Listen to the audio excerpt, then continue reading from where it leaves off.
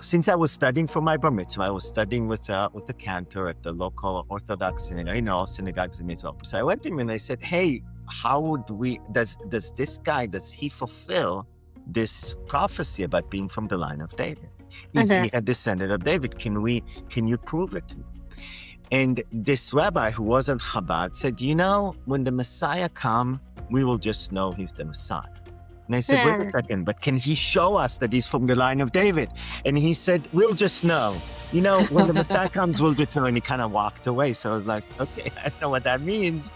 And that's really the key question here. So Jesus, as the adoptive son of Joseph, does he get the lineage privileges that kids of Joseph would receive? Would he get the same inheritance that they would get?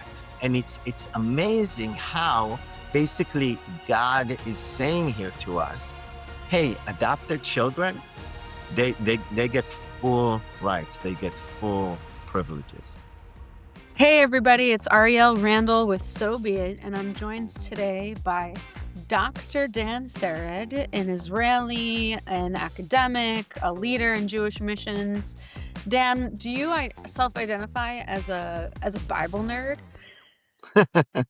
No, I don't. I self-identify just as a nerd, not a Just a Bible straight nerd. up nerd That's on just every straight up. subject. Well, And to me, and I mean that as a very, very high compliment. To me, you are a Bible nerd in the sense that if I have some difficult question or something in the Bible I've never heard of, or some very complex theological term, you're always like, oh yeah, that if everybody knows what that means. And I'm like, well, I definitely did not know what that meant. well, thank you, Ariel. Let me say that I do, just like you, love the Bible, and I love the Word of God. So I guess that's what we're all about, right? Absolutely, but I saved some of my most difficult technical Bible questions Okay, just to for me. you. Thank you. I appreciate And that. so today we're going to dive into the genealogies of Hmm. Jesus. And this is one of the questions that we get a lot on the streets when we talk to people, in the comments. How could Jesus be the Messiah? If the Messiah is supposed to be from the line of David, Hmm. which, goes through the father, and Jesus didn't have an earthly father, right? Isn't that the whole point That's of the right. virgin birth? It's a contradiction. He can't be born of a virgin and then you still say he's a descendant of the line of David. So, Dan, help us, who aren't as familiar with some of the deeper, technicalities of these theological questions. Walk us through how to understand that question and how to answer it. Yeah, and let me say that is a great question, and I think that maybe we need to start with the fact that Messiah had to be from the line of David, and I remember when I was studying for my bar mitzvah in Israel, and during that time, this was in the 90s. I don't want to divulge my age, because I'm old. So I don't want to, but it was like whatever 90s. And during that time, Chabad That's was young. Bar like, mitzvah in the 90s. You're okay, fine. well, early 90s, or whatever. Anyway, but during that time, Chabad was like making this big push in Israel. Chabad with a lot of media, and I remember they blanked all over Israel, everywhere. One day we woke up, and all of a sudden we saw the Rebbe's picture with with the title Melech Mashiach, King Messiah. And it was like crazy. And I was going to school in Israel, and in Israel, and even though I was secular, secular home, whatever, in the public school in Israel, they actually they still teach the Old Testament. So I had Old Testament classes, and I remember during that time that our Old Testament teacher, she decided, hey, this term Messiah, let me try to kind of excite you students about it. Let's go off topic. And she started talking to us a little bit about the prophecies about the Messiah. And, Interesting. and as a Bible nerd, I actually like my Bible classes. And she actually brought up 2 Samuel 7, verses 12 to 16, which say, And this is Nathan the prophet speaking to David. And he says to him, when your days are fulfilled and you will lie down with your father, I will rise up your offspring after you, who shall come from your body, and I will establish his kingdom. He shall build a house for my name, and I will establish the throne of his kingdom forever. I will be to him a father, and he shall be to me a son. When he commits iniquity, I will discipline him with the rod of men, with the stripes of the sons of men. But my steadfast love will not depart from him, as I took it from Saul, whom I put away from before you. In your house, in your kingdom, shall be made sure forever before me. Your throne shall be established forever. So this is known as the Davidic covenant. And this is basically God speaking through Nathan. And he says to David, listen, you're going to have a throne Mhm. forever, right? When God says forever, he means forever, And basically, this is one of the Old Testament prophecies about the fact that the Messiah will need to be from the line of David. So Okay. as a child who kind of heard this, I'm like, oh, well, does this guy on the posters, is he King Messiah? So since I was studying for my bar mitzvah, I was studying with a cantor at the local Orthodox synagogue. All synagogues in Israel pretty much Orthodox. So I was studying with him. So I went to him and I said, hey, Rabbi or cantor, whatever, like, how would we does this guy, does he fulfill this prophecy about being from the line of David? Is Mhm. he a descendant of David? Can you prove it to me? And this rabbi who wasn't Chabad said, when the Messiah come, we will just know he's the Messiah. And I said, wait a Hmm. second, but can he show us that he's from the line of David? And he said, we'll just know. When the Messiah comes, we'll just know. And he kind of walked away. So I was like, okay, I don't know what that means, but whatever, right?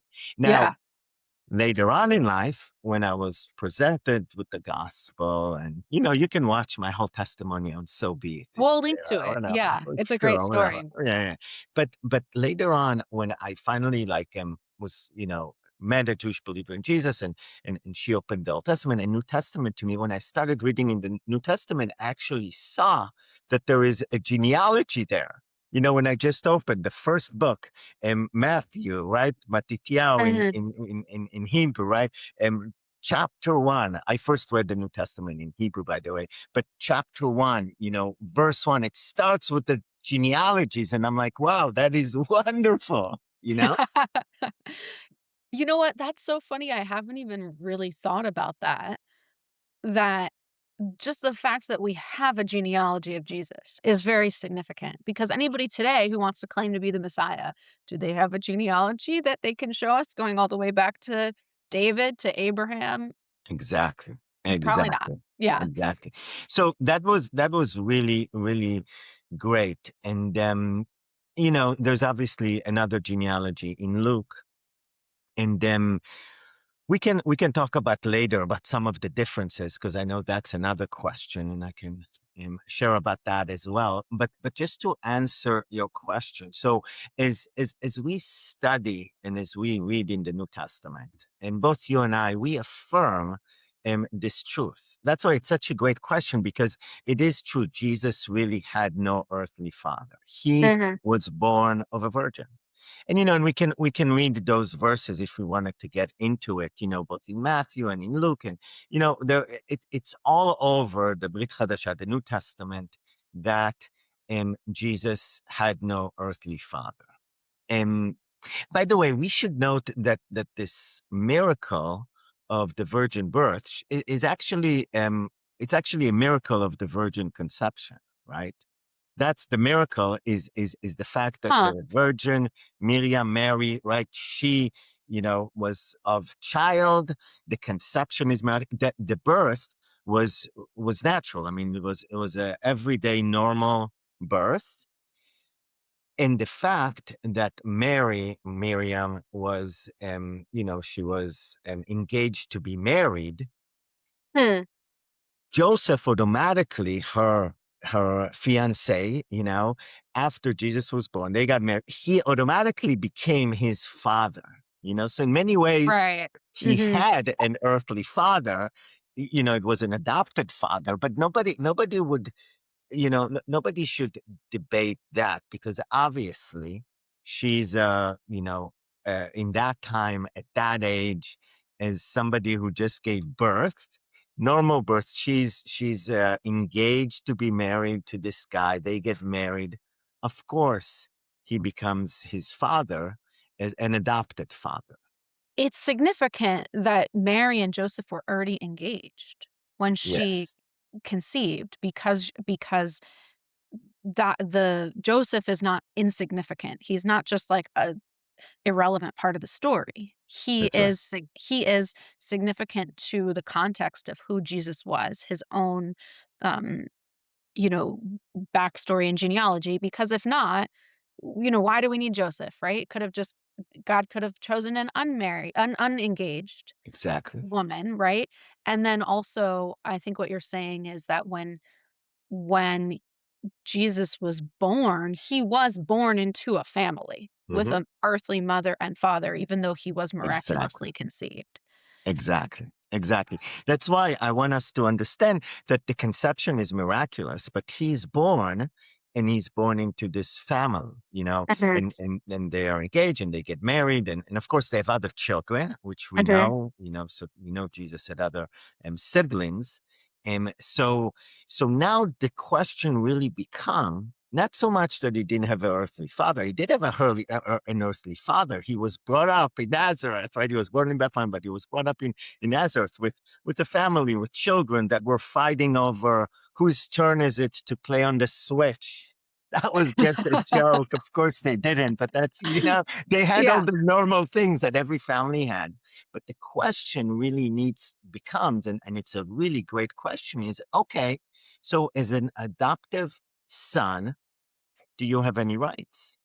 Do you get the same inheritance that a normal child would get?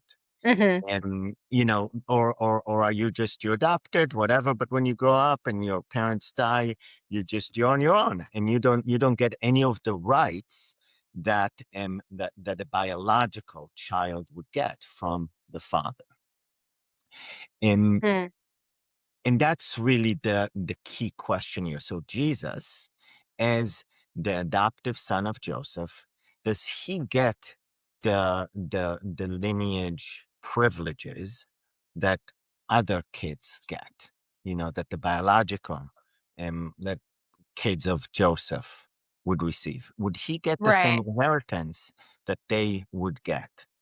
So small, and it's interesting because today you could have both scenarios, right? Because people can be, grow up in a family, but not legally be adopted. But once you're legally adopted, it's as if you are, as far as in the eyes of the government, in the eyes Right. of, medical, financial, any sort of systematic implications, you are the child of these people. Absolutely.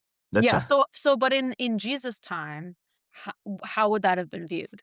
Yeah. So in Second Temple time, and obviously, Israel being under Roman rule, now you've got Jewish communities, so you've got rabbinical rule, you've got the Roman rule, and there isn't things aren't as established as they are today, with courts, with a lot more bureaucracy today. you know? But so it's not very clear, and Mm, there's nothing that we can open and say, yeah, in Nazareth, the city rule is A, B, C, D, or the county or the country rule is. And remember, it's a very difficult time in Israel. It's not like things are great. Things are very difficult for the Jewish people in Israel, being occupied by the Romans. The Romans are trying to appease the rabbis, and they're trying to give them some latitude and some rights, but it's very, very harsh, right? So it's not easy, and definitely nobody's dealing with this question.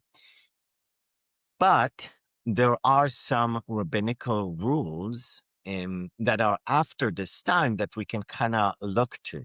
And maybe they Mhm. give us some clue in terms of what would the rabbis of the day, the Pharisees, would think and say. And Mm. and there is a real disagreement among rabbis about this question.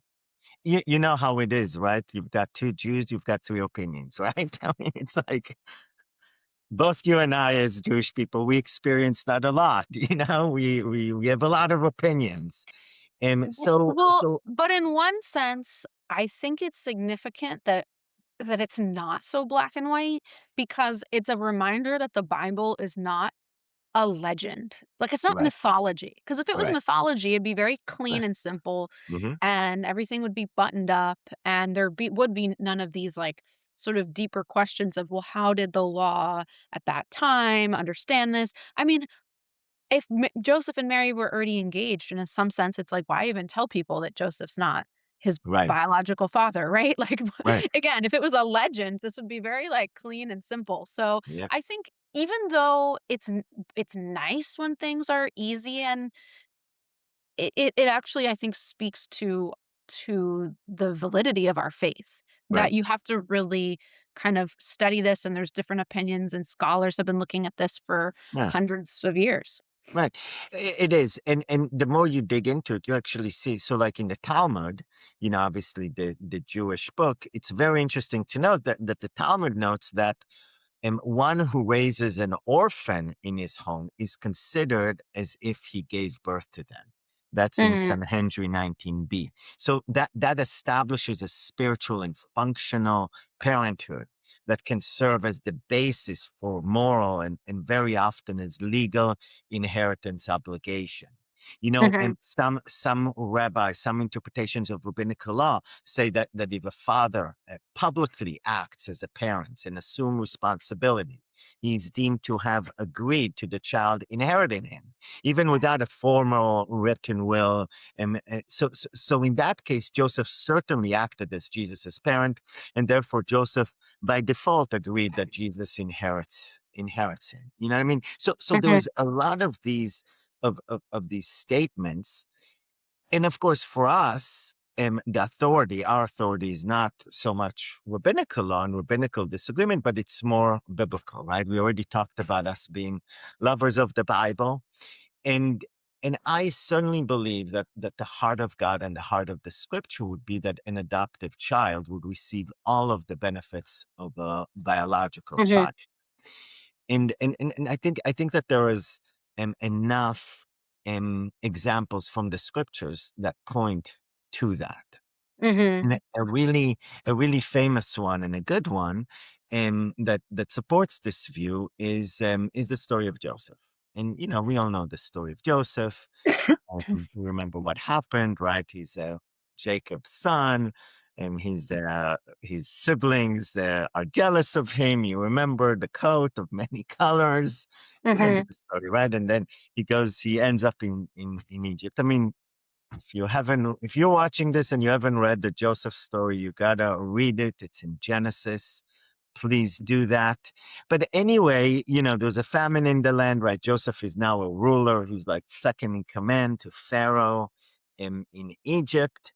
And while he's in Egypt, before the famine happens, and of course, eventually Jacob and his sons arrive there to get saved, really, because otherwise they're going to starve to death, right? But Right. before that, Joseph is just he's the prime minister, he's the second in command of Pharaoh in Egypt, and as such he gets married, which is very normal. That's what they do. So who does he marry? He actually marries an Egyptian wife. And Mm, listen, mhm, listen to Genesis 41, verse 45. It says, and Pharaoh called Joseph's name Zaphanth Paneah. He gave him an Egyptian name. right. And he gave him in marriage Asnath, the daughter of Potiphera, priest of On.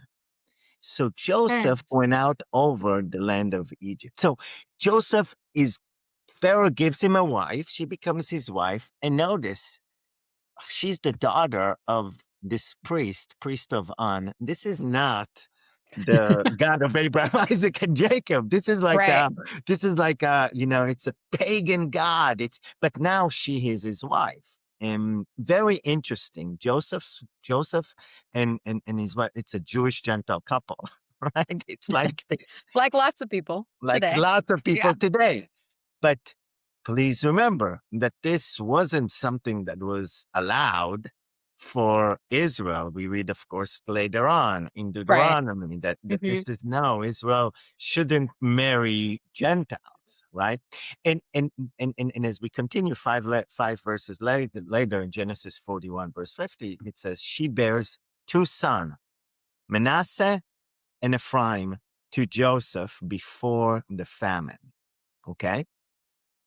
So now we have this we have this situation where he's obviously Joseph. He's the guy who's going to save all of Israel, Jacob and his sons or whatever. And he's Yeah. married to this Gentile daughter of a pagan priest. We don't know anything much about her. I mean, we could say, oh, okay, maybe she came to believe in the God of Abraham, Isaac, and Jacob. Maybe Maybe. she Yeah. converted, maybe not, most probably not, but they've got two sons. Okay. Um, and now what do we do? What happens? So you would say, okay, well, these sons of Joseph with her are a part of this Egyptian family. They'll get all of his inheritance and whatever. Okay, great. But the story gets a little bit more complicated. And that is because Joseph is also a part of this other family, you know? Right. And we have in Genesis 41, I'll just read to us 1 through 6. And well, let me go before that. So we have this situation now where, right, Jacob and the sons, there's this whole story, and they all come and they appear before Joseph, and Joseph, of course, and at some point he kind of reveals himself to him. So this other family, now this his Israel family, is united. They're all in Egypt, and they're saved from the famine. And of course, this is how we end up in Egypt to start off. We just had Passover. This is Yeah. really the backdrop of it, right? But what I don't happens think we is, thought we were gonna stay 400 years. no, we didn't. But it is what it is. Things happen. It was good. Yeah, and it was nice. And we had maybe there was free Wi-Fi in Egypt, so we're like, yeah, let's stay. It's free here. I don't know. Anyway, We overstayed. I yeah, think we we did. could put it that But way. Yeah. that's right. But anyway, but now, right before, Jacob is about to die, and there is these children that are Egyptian to an Egyptian, pagan mother, but most likely, but now you've got Joseph. And so what happens to those children? Those children, obviously, we would think, hey, there's no problem. They'll get the inheritance in Egypt and everything is okay. But listen to Genesis 48, verse 1-6. So it says there, after this, Joseph was told, behold, your father is ill. Jacob is ill, right? So he took with him his two sons, Manasseh and Ephraim. And it was told to Jacob, your son Joseph has come to you. Then Israel, Jacob, summoned his strength and sat up in bed. And Jacob said to Joseph, God Almighty appeared to me at Luz in the land of Canaan and blessed me, and said to me, behold, I will make you fruitful and multiply you. And I will make of you a company of peoples, and will give this land to your offspring after you for an everlasting possession. And now, this is Jacob saying to Joseph, and now your two sons, who were born to you in the land of Egypt before I came to you in Egypt, are mine. Ephraim Mm. and Manasseh shall be mine, as Reuben and Simeon are. And the children that you fathered after them shall be yours. They shall be called by the name of their brothers in their inheritance. So, what does this mean? So, Mm.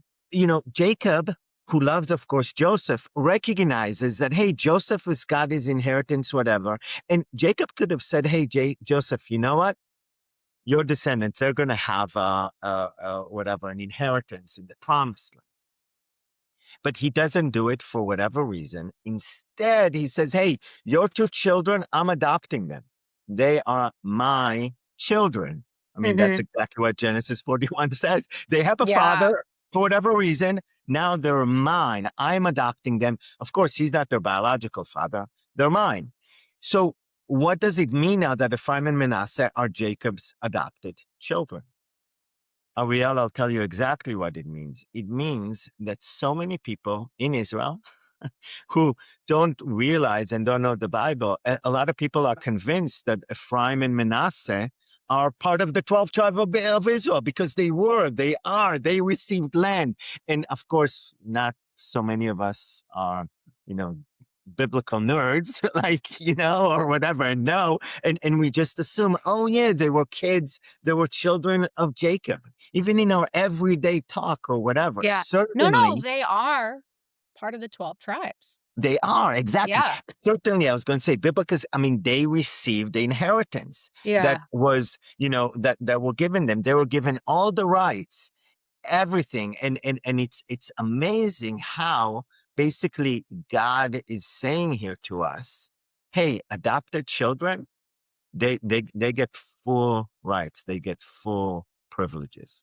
And I gotta bring this forward to you and me, okay? Because Yeah. when we come to faith in the Messiah of Israel, Messiah Jesus, we are adopted into God's family.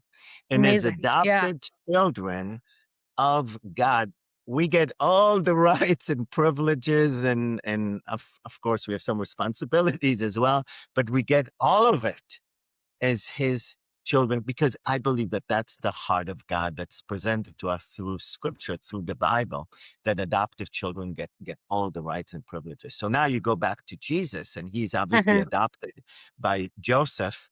So of course he's of the line of David. Mm. Joseph is Yeah. of the line of David. Miriam, his mom, Mary's of the line of David, of course. Jesus is of the line of David, and he's the one who fulfills that prophecy that we started off by reading at the beginning in 2 Samuel 7, where his throne is the throne of David, is established. His kingdom is established forever and ever. Wow. Okay. So, a couple of things that I want to make sure I understand because this is really interesting. So, Jacob had 12 sons. Yes, But then when we say the 12 tribes of Israel, it's actually not literally Jacob's 12 sons because there's no tribe of Joseph. right. There's There's no the tribe of there's a Joseph. there's the tribe of Manasseh and Ephraim, which were Joseph's Right, 2 sons who right. were adopted by Jacob, right? That's So correct. now you might think, well, isn't that 13 if Joseph was replaced by his 2 sons? But Levi Correct. is a tribe, but Levi became the priesthood. So Levi didn't have like an inheritance And of a land. land. That's right. Their inheritance was the priesthood and they lived throughout the tribes. So They that's did. how we get these 12 portions of land for Mhm. the 12 tribes and then Levi is really like that 13th, right? Is that am Exactly. I'm You're understanding. absolutely right. Yep. And Exactly. then you know what I never understood before? But Jacob had 12 biological sons, but Yes. you can even say, hey, but then he's got two adoptive sons, as we just saw, that he called mine. So sure, you can say maybe 14, whatever. Depends exactly how you define it all and how you want to look at it. Right, right. Well, Right. and that Jacob's children is not exactly correlated with the 12 tribes of Israel. There's a little bit of distinction there, Correct. a little bit of Yeah, nuance. that's right. I've never heard this before until you just read that passage now, but it jumped out at me where he says, "These two are mine, and Yes. any other children that you have Are yours. are yours." That's Right? right. So it's not just like by default Joseph's children were descendants of Jacob. Jacob chose to adopt Yep. as his own and to receive a full inheritance as sons of Jacob, right? Yep. So it was at Jacob's initiative. It wasn't they weren't born into that birthright because Joseph's other children did not receive it, right? Exactly. And I think obviously it was Jacob led by God to do this. Right? Yeah, and you think it's just coincidence that Jesus's father's name was Joseph? And then he becomes like an That's right. adopted son That's of right. that line. It's actually really interesting. It But is. okay, then you went into something else, which I wanna make sure I understand. So and you said Mary also, her name, in Hebrew, Miriam, was also a descendant of David. So Yeah. he had on both sides. Yes, I believe he did. So now we go back, well, or forward, whatever, to the two genealogies, right? So we have two main genealogies in the New Testament, and there's a lot of questions about those as well. There is I mentioned the Matthew genealogy, which is beginning of Matthew, and beginning of the New Testament, the first 17 verses, and that's a genealogy from Abraham to Jesus. Okay. Mhm. And there's 28 names there. And then there's the Luke genealogy, which is not at the beginning of Luke. It's actually at Luke chapter 3, verses 23 to 38. And Luke does it the other way around. He actually starts with Jesus, he starts with Mhm. Yeshua, and he goes all the way down to Adam, not Wow. to Abraham, all the way to Adam. So that's a bigger genealogy, 43 names. Now, the genealogies don't are not exactly the same. They have different names there, not just because it's from Abe and Adam, whatever, but they're just different names there. So the question comes, hey, why are the recorded genealogies different? Mhm. And there is really a plethora of possibilities, and it's really at the end of it, it's impossible for anybody to be dogmatic about any one reason, or to, we can't be completely 100% confident and say, okay, this is why, you know what I mean? But looking at the different Mhm. reasons is great, and it makes perfect sense. And by the way, you have the same thing in the Old Testament, where you have genealogies that don't match up, and you have the same in other writings, historical writings. So all over the place. This is not just in the New Testament. You have it everywhere. So there are different possibilities. The Right. most common possibility that people points to, they say, hey, Matthew records Joseph's genealogy, as the adopted father, and Luke records Miriam's genealogy. And in both of them, when you read them, you see they're both from the tribe of David. And let me just stop here, though, and say, and I can give you some of the other possibilities why they're different. But let me just say, the reason why we know that Miriam is from the tribe of Judah, line of David, is because, remember, when they had to go and get registered, they had to go to Bethlehem, right? I mean, that's where they went. Now, Yeah, the you city of would say David. the city of David. Now, you Yeah. would say, wait a second, but why didn't they go? Didn't they just go to Joseph's city? And the answer is no, because they weren't married yet. Remember, they're just Mhm. engaged. So they Right. So needed to why go. would She Mary needed have to to go to go? hers, and he needed to go to hers, and they're Yeah, both yeah. from the line of David. They both have to go to Bethlehem to register. Interesting. Hmm. So obviously, so that's another indication. We have a lot of indication throughout the New Testament that points to the fact that they're both, from the line of David. And so anyway, so do you wanna hear other possibilities why the genealogies are different? I mean, the most common one that people say is, yeah, Matthew is Joseph's, Luke is Mary's. Mhm. Let me just say that another common solution is they say that both, because in both of them Joseph is mentioned. In one of them it says Joseph, husband of Mary, but of Right. Miriam, whatever. But another common solution is people says, no, the recorded genealogies are both related to Joseph. And so why are they different? Because Matthew represents the royal or the legal genealogy, the official line of the Davidic kings, where Hmm. Luke lists Joseph's actual physical ancestors. You know what I Oh, mean? that's interesting. Yeah. So Right. so and another reason which kind of relates to it, they say, hey, some says that the Luke genealogy traces through Joseph's father, which is Eli, and the other, Matthew one, it traces through his maternal grandfather, which is Jacob. His name was Jacob. So you've got different reasons, and there could be a lot of really legitimate, logical explanations. But at the end of it, of course, we don't know, because, all those records were destroyed in 70 AD with the Second Temple. Like, we don't have any of the tribal records and all of those things. So it's hard to know, but why they're exactly different, the real reason. But there's so many different possibilities that what we can affirm Yeah. is that Jesus's Davidic ancestry was widely recognized within the early, within Second Temple period. Certainly, following that within the early Yeah. followers, disciples of Yeshua, of Jesus, and it's affirmed all over the Bible. Yeah. Well, and I wanna talk a little bit more about that, but before we move on from just these 2 genealogies, it does make sense to me, knowing a little more context about these books, that Matthew, which the whole book of Matthew is building the case for Jesus as the Jewish Messiah, Right. right? So Matthew opens with the legal genealogy Yep.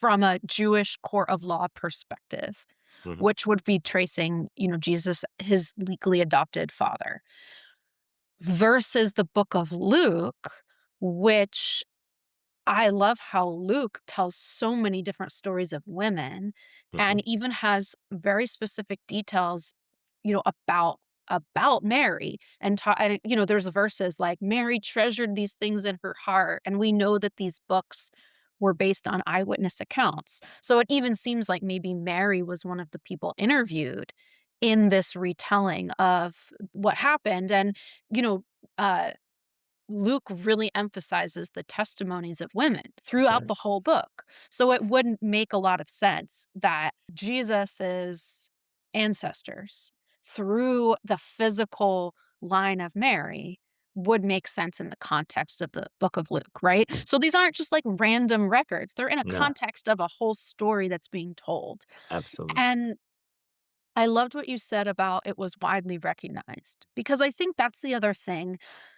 Of course, there's people that are scholars and archaeologists and study these things, like in extreme minutia, Yep. and that's important and valid. But there's also just common sense, right? Like if Jesus was not a descendant of David, which has always been understood as one of the number one criteria to be the Jewish Messiah, why were the Jewish leaders at the time threatened by him? Why was everybody going around saying, "We think he's the Messiah"? That would have been like the hill to die on, right? Like, if of to say he Yep. can't be the Messiah, if that was the case. But I was even just looking just now at the book of Matthew, which again is setting up that case. The whole book is setting up the case for Jesus as the Messiah. And there's this passage um in let me look here, Matthew 22 at the end of the chapter, where it says, "While the Pharisees were gathered together, Jesus asked them, 'What do you think about the Messiah? Whose son is he?' 'The son of David,' they Mm. replied. And he said to them, 'How is it then that David, speaking by the Spirit, calls him Lord? For he says, the Lord said to my Lord, sit at my right hand until I put your enemies under your feet. If then David calls him Lord, how can he be his son?' That's right. No one could say a word in reply, and from that day on, no one dared to ask him any more questions." So, this is a great example of if he wasn't the son of David, that would have been one of the main accusations leveled against him. But throughout all the gospel accounts, it's pretty consistent that we don't see that argument leveled against him. Instead, the issue that keeps coming up is that he's identifying as God, right? And we see that That's right. here. He's saying, That's right. well, then why does David call Messiah Lord if it's the son of David? He's That's right. he's presuming that they understand he's the son of David, and he's saying, okay, but David refers to Messiah as more than just a son. And then we know that the times that they tried to stone him and all the different attacks against Jesus were all around this claim that he was more than the Messiah, that he was God coming to dwell among us. And that was the dividing argument of if people were behind him or not. So that still really, I think, should be the thing that we wrestle with today. right? We can wrestle, we can debate all day long if Jesus was the son of David, but clearly even his haters at the time of his life were not debating that. They were debating if he could actually be not just the Messiah, but God himself. And that's the same thing that we, I think, need to ask today and wrestle with and decide, because the implications of who Jesus is are very significant if he is truly God who came to earth. Absolutely.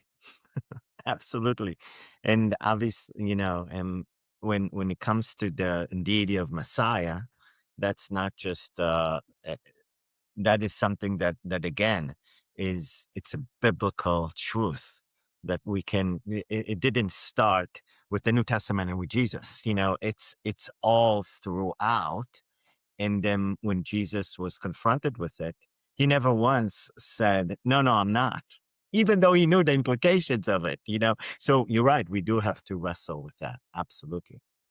I think it's so beautiful what you just said about the kingdom being forever. Because if you think about it, the Jewish sort of perspective that a ruler was going to come, a human ruler, and overthrow the Romans, and then bring in a kingdom. I mean, even in the best case scenario, even if that had all gone down exactly as expected, how could that kingdom be forever? No, no one's kingdom is forever. Like the Roman Empire was not forever. The greatest leaders on earth, who lead for, or whose descendants lead for hundreds of years, this is still not forever, right? And even if against all historical precedent, someone did become the leader of Israel and stay the leader of Israel for infinite generations, their descendants, what about the rest of the world? Like, they just are gonna continue to war and fight, and empires rise and fall, but That's right. Israel will not get caught up in any of it and just into perpetuity will have the same leadership. That just doesn't make any sense, right? The kingdom forever, for that to be fulfilled, has to mean something more Right. than just, "We're gonna now outlast every empire on the face of the earth," in our little country here.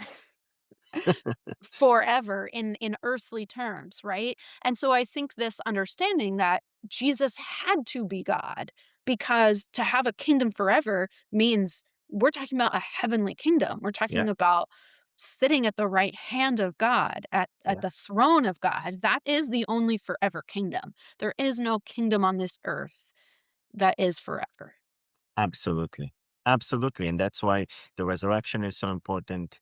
And please remember that Israel could never really fulfill its destiny by just staying within the borders of the promised land, because our whole purpose was to be a light for the nations. That's the whole point of God choosing Abraham. And then talking about genealogies, Abraham, Isaac, Jacob, the whole line was why did God set us apart?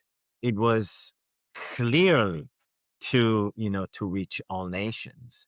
And honestly, we gotta be honest, and we didn't do a good job at it. We Mm, didn't, and that's why God had to establish this new covenant. That's why He had to bring Messiah. That's one of the amazing things that Messiah does, and that is He removes that wall of partition that stood there in the temple that yeah, separated the courts of the Gentiles from Israel. And he says, you know what? That's gone. That's done.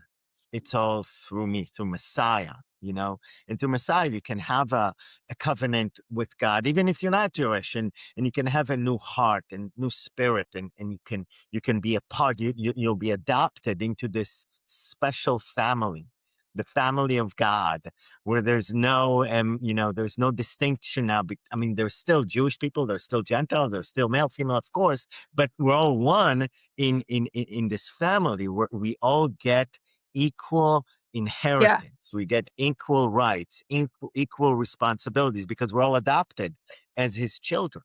You know, yeah. so that's the beauty of this forever kingdom. Well, and it's significant that the promise is for a kingdom. It's Yeah. not a promise for an empire, right? Hmm. So we're not talking about a government that then takes over other Right. governments. We're talking about a family, Hmm. right? Like, a family can grow forever. A kingdom can expand indefinitely. An empire, like, if it was just in a government sense of David's descendants leading Israel forever, an empire has to take over other, um, groups to keep feeding the beast, and then it grows, and then it wars with others, and empires, rise and they fall, and that's not what we're talking about here, because an empire, the empire has to destroy other empires to continue to exist, versus a kingdom, a Right. family. People can be adopted Yeah. into the family, Yep. and it just continues to grow. Yep. So, yeah, this is such a beautiful prophecy. I'm so glad that we were able to unpack it together. You did not let me down, Dan, with the Bible I'm nerding glad. out. I will save, like I said, I'll save my complex questions for you, because you're so good at explaining things in a way that I could really understand. I learned a few things today, and I hope everyone watching learned a couple things, and we need them to actually let us know. Make a comment. Tell us if you learned something. Tell us if this made sense to you. Tell us if you have more questions that we need to answer, because this is a community, a family, right? Hmm. We're part of that kingdom. So let's keep the dialogue going. We're so grateful to have this platform where we're able to share the good news about Jesus the Messiah. Thanks for tuning in, and God bless you. Thank you.